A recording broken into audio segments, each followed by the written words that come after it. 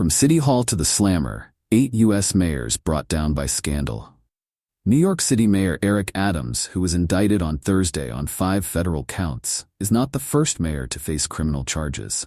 Adams is charged with 1 count of conspiracy to commit wire fraud, federal program bribery, and to receive campaign contributions by foreign nationals. 1 count of wire fraud, 2 counts of solicitation of a contribution by a foreign national, and 1 count of bribery. He pleaded not guilty to the charges on Friday. Jessica Tillotman, Associate Dean for Government Procurement Law Studies at George Washington Law School, spoke to Newsweek about the significance of the indictment. "It's hugely significant," Tillotman said. "First, we're dealing with a jurisdiction that is very experienced with these types of issues, so you're getting a very serious indictment from a very serious, what I'd say, kind of anti-corruption, white-collar crime-related office within the U.S. government." Adams has indicated that he has no plans to resign. Tillotman said this represents a changing dynamic in law and politics. "I feel like it used to be this kind of stuff would come out and they would resign because either there was enough pressure on them to do so, and that was just kind of seen as the natural next step, or there was kind of an excuse that they didn't want to be distracted by this and then take away from what they owe the people of whatever jurisdiction that they are representing," Tillotman said. While Adams is the first sitting New York City mayor to be indicted, several mayors across the nation have been charged before. Tillotman explained what draws elected officials to commit criminal actions. "You get to be in a position of power, and so there are people that want things from you and are willing to offer you these things," Tillotman said. "So I think it's opportunity, but I also think that there's a component to it that is a bit of impunity and ego. People think that they're never going to get caught." Sheila Dixon assumed office as the mayor of Baltimore in 2007 after Mayor Martin O'Malley was sworn in as governor of Maryland. She then went on to win the 2007 mayoral election.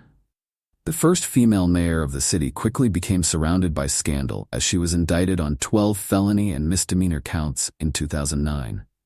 The charges against her included perjury, theft, and misconduct.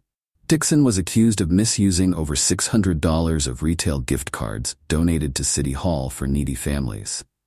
She allegedly spent about $500 at Target and Best Buy to purchase items for her family and staff. 2 of the counts against her were dropped during the trial after prosecutors failed to call a key witness to testify. She was found not guilty on 3 counts, and the jury failed to reach a unanimous decision on another count. The jury convicted Dixon of embezzlement.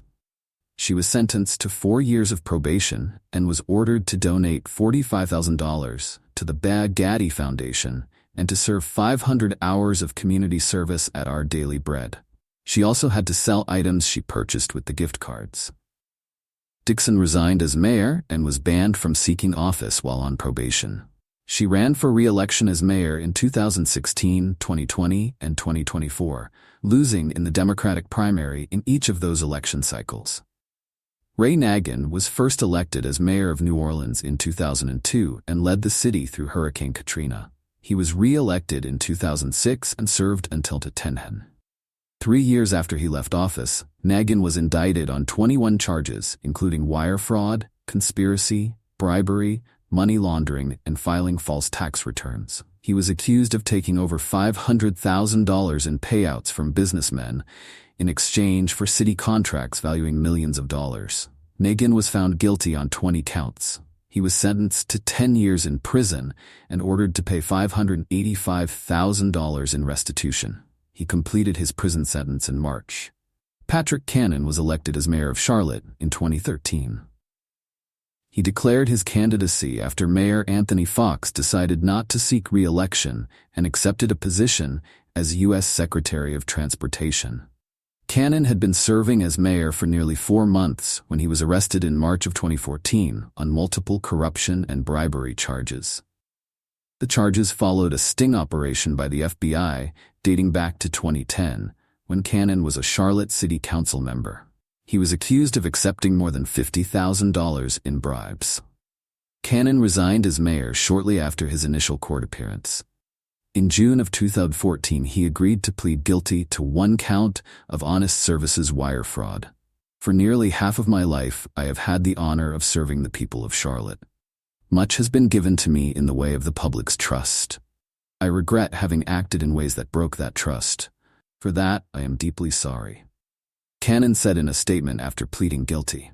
He was sentenced to 44 months in prison. He was released from prison in 2016 after serving 22 months. Cannon attempted to re-enter politics by running for Charlotte City Council in 2022. He finished in last place in the Democratic primary. Bill Campbell was first elected as mayor of Atlanta in 1993. Campbell won re-election in 1997 and was succeeded by Shirley Franklin in 2002. Campbell was indicted in 2004, 2 years after leaving office, on racketeering, corruption, bribery, tax fraud, along with mail and wire fraud schemes. The criminal acts cited in the indictment occurred from 1996 to 2004. Campbell was accused of accepting over $150,000 in payments from multiple city contractors, concealing the benefits he received from contractors, soliciting and accepting illegal campaign donations, and filing false tax returns. Campbell was acquitted on racketeering, bribery, and wire fraud charges. The jury found him guilty on 3 counts of tax evasion. He was sentenced to 30 months in prison and ordered to pay more than $60,000 in back taxes. He was released from prison in 2007 after receiving a shortened sentence by enrolling in a drug treatment program. He previously had told a judge that he was not struggling with a drug abuse problem. Kwame Kilpatrick was the youngest mayor of Detroit at 31 years old when he took office in 2002. He won re-election in 2005. In 2008, Kilpatrick was indicted on 8 felony counts, including perjury, misconduct in office, and obstruction of justice. Kilpatrick and his chief of staff, Christine Beatty, both swore under oath that they did not have an extramarital affair with each other, but text messages were later released that appeared to contradict their testimonies.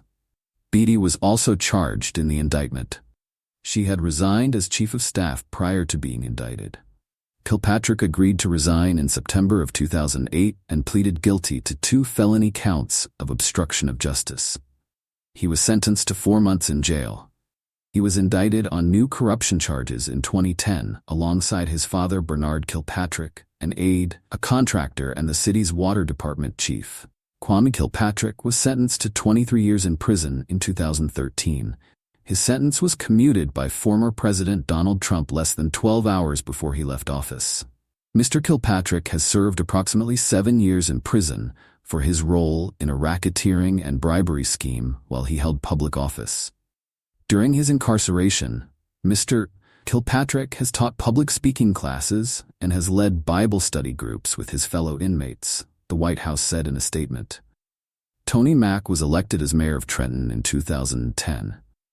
Mack was indicted on 6 counts in 2012. He was charged with conspiracy to obstruct and affect interstate commerce by extortion, attempted obstruction of commerce by extortion, accepting and agreeing to accept bribes, 2 counts of wire fraud, and mail fraud. 8 others were also indicted alongside Mack, including his brother, Raphael Mack. The brothers were accused of conspiring to accept nearly $119,000 in cash to assist 2 individuals in acquiring and developing a city-owned lot. Tony Mack was found guilty on all counts in 2014. He was sentenced to nearly 5 years in federal prison. He was released in 2018. Larry Langford was elected as mayor of Birmingham in 2007, defeating 9 other candidates, including incumbent mayor Bernard Kincaid.